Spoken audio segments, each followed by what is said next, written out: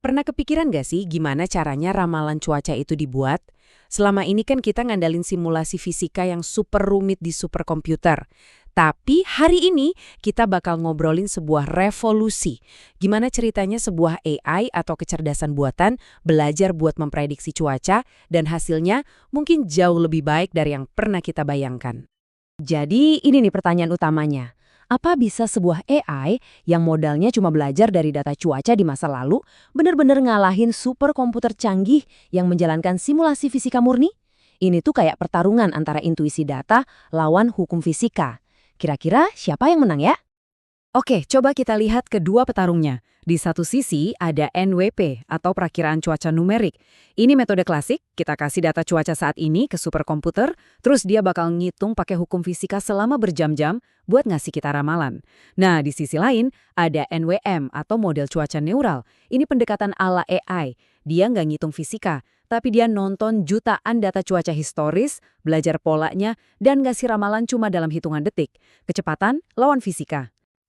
Perjalanan ini kita mulai dari akarnya, dari fondasinya. Yuk kita kenalan sama model perintisnya MathNet 1 dan lihat gimana dia pertama kali mencoba ngebuktiin kalau AI itu punya tempat di dunia ramalan cuaca. Misi MathNet 1 itu spesifik dan berani banget. Fokusnya cuma satu, hujan. Tujuannya adalah ngebuktiin kalau AI bisa prediksi dengan akurat banget di mana persisnya hujan bakal turun dalam 8 jam ke depan, bahkan sampai ngalahin model-model tradisional terbaik sekalipun. Terus, data apa aja sih yang dilihat sama MathNet 1 ini? Anggap aja dia punya 4 jenis mata. Pertama, data radar buat lihat di mana hujan lagi turun sekarang. Kedua, citra satelit buat mantau pergerakan awan. Ketiga, data geografis kayak ketinggian. Kan kita tahu gunung itu bisa ngubah cuaca. Dan yang terakhir, data waktu, biar dia bisa ngenalin pola musiman dan harian. Nah, sekarang kita intip otaknya. MathNet 1 ini pakai algoritma canggih namanya Axial Self-Attention. Biar gampang, bayangin aja seorang detektif lagi lihat peta cuaca raksasa. Algoritma ini bikin dia bisa lihat pola angin di satu sisi, terus dengan cerdas ngehubungin itu sama pembentukan awan di sisi lain yang letaknya jauh banget. Kemampuan inilah yang bikin dia bisa paham gambaran besar pergerakan badai. MathNet 1 kan sukses tuh. Dia berhasil ngebuktiin kalau AI bisa bersaing. Tentu aja timnya nggak berhenti di situ dong. Levelnya dinaikin lagi. Dan lahirlah MathNet 2, sebuah model yang dirancang buat tantangan yang jauh lebih besar. Pertanyaan selanjutnya. Oke, 8 jam udah keren. Tapi gimana kalau kita mau prediksi lebih jauh lagi? Sampai 12 jam ke depan. Bisa nggak? Ini bukan cuma nambah 4 jam loh, ini lompatan besar dalam hal kerumitan prediksinya. Gini, buat bisa lihat 12 jam ke depan, kita nggak bisa cuma lihat cuaca di sekitar kita aja. Kita harus tahu apa yang terjadi ratusan kilometer jauhnya. Nah, inilah kenapa MathNet 2 harus menganalisis area yang 4 kali lipat lebih besar dari pendahulunya. Peningkatan skala yang luar biasa. Buat prediksi secalu itu, ngandelin radar sama satelit aja ternyata nggak cukup. MathNet 2 butuh pemahaman yang lebih dalam.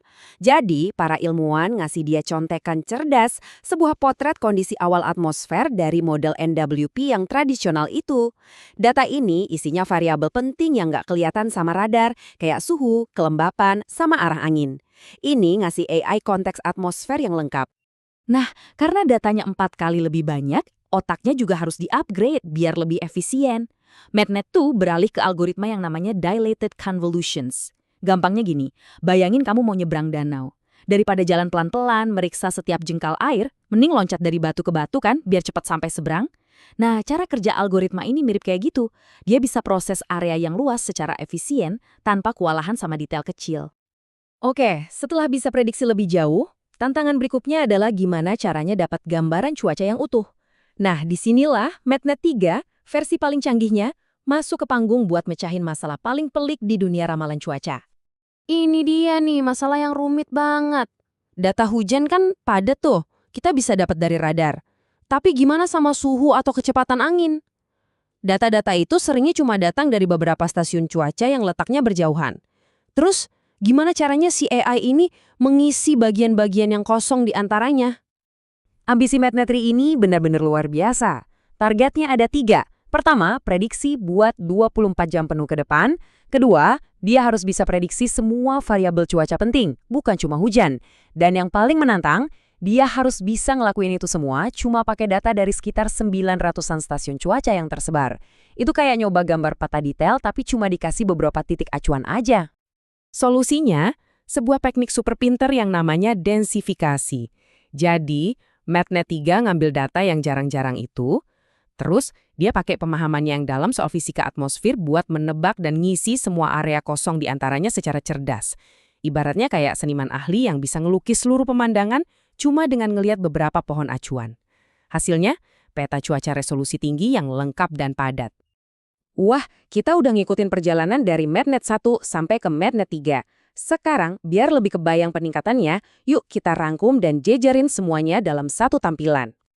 Nah, di sini kelihatan jelas banget perjalanannya. Jangkauan prediksinya loncat dari 8 jam ke 12 sampai akhirnya 24 jam. Sumber datanya juga berevolusi. Dari yang cuma radar dan satelit, terus ditambah contekan dari NWP, sampai akhirnya bisa ngolah data stasiun yang jarang-jarang. Otaknya juga ganti terus. Dari axial attention yang jago lihat gambaran besar, ke dilated convolutions yang efisien, sampai arsitektur canggih di MatNet 3 yang emang dirancang khusus buat tugas super kompleks mengisi kekosongan data. Oke, kita udah ngomongin semua teknologi canggih ini. Tapi pertanyaan utamanya kan, terus kenapa? Apa untungnya buat kita-kita? Apa dampaknya buat kehidupan sehari-hari? Nah, ini dia intinya. Teknologi AI ini bikin kita bisa dapat ramalan cuaca yang lebih cepat, hitungan detik, bukan lagi jam, dan jauh lebih detail. Coba bayangin, dapat ramalan cuaca yang spesifik buat lingkungan rumah kamu, bukan cuma buat kota kamu. Inilah masa depan perakiraan cuaca, super lokal, akurat, dan bisa diakses semua orang. Saya mau tinggalin Anda dengan satu pemikiran ini. MatNet itu berhasil belajar fisika atmosfer yang rumit cuma dengan nontonin data. Kalau AI bisa mecahin kodenya cuaca, coba bayangin apa lagi yang bisa dia pelajari di bidang lain, dari biologi sampai astronomi. Mungkin batasannya cuma imajinasi kita aja. Terima kasih sudah menyimak.